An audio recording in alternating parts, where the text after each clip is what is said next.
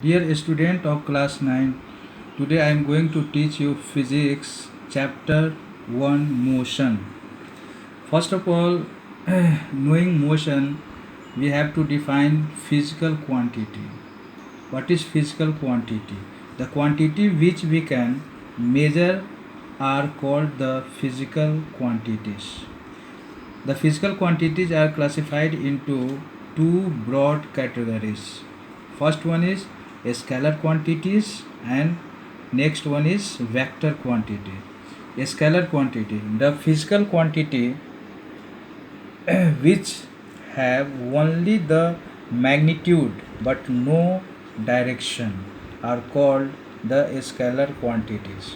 As example, mass, distance, time, volume, speed, work, energy, power, temperature, mechanical advantage, density, current, potential, etc. are etc. These are scalar quantities because they had only magnitude. They have no direction. That's why they are scalar quantity. Next quantity is vector quantity. The physical quantities which have magnitude as well as direction are called the vector quantities. Example, displacement, velocity, momentum, force, etc. are vector quantities. Students, each body in the universe is in motion. Every day we see bodies moving around us. As example, bird flying, car and buses moving, people walking, insect crawling, animal running, etc. Our earth also moves around the sun. We often say that a stone lying on the ground is at rest, but indeed the stone is also moving along with the earth around the sun. Suppose we are sitting on the railway platform and looking at a tree nearby. We say that the tree is at rest because the tree does not change its position with respect to us. But when we see a train passing out of the station, we say that the train is in the motion because it is continuously changing its position with respect to us time. In this way, there the object in our surroundings uh, are at rest or in motion. So we have to define first rest. A body is said to be at rest.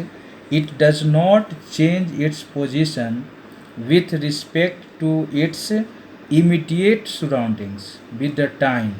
As example, building, trees, etc. Building a building does not change its position in respect to the trees. Next, motion. A body is said to be in motion if it changes its position with respect to its immediate surroundings with time. As example, moving car, flying birds, etc. are in motion. Now there is a term distance. What is distance? The length of the actual path traversed or covered by a moving body in a certain interval of time is called distance. It is a scalar quantity, means distance is a scalar quantity because it has only magnitude, it has no direction. That's why it is a scalar quantity and is generally represented by the letter capital S. SI unit of distance is meter.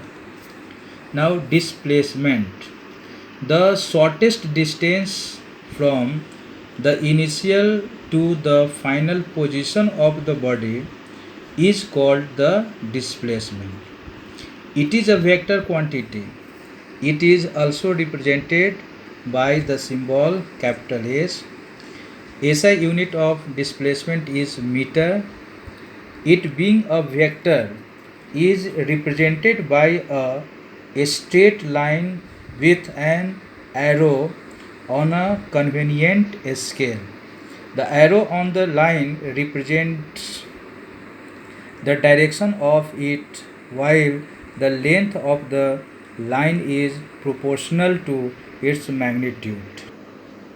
Now we should know what are the differences between distance and displacement. It is distance is the length of actual path covered by a moving body, while displacement is the length of the shortest path between initial position and final position. Distance is a scalar quantity while displacement is a vector quantity. It depends on the path followed by the object, while displacement does not depend on the path followed by the object. Distance is always positive, while displacement can be positive, negative, or zero. Distance can be more than or equal to the magnitude of displacement, while displacement uh, displacement's magnitude can be less than or equal to the distance. Now, uniform motion. What is uniform motion? A body has a uniform motion if it travels equal distance in equal interval of time, no matter how small this time interval may be. The distance time graph for uniform motion is a straight line.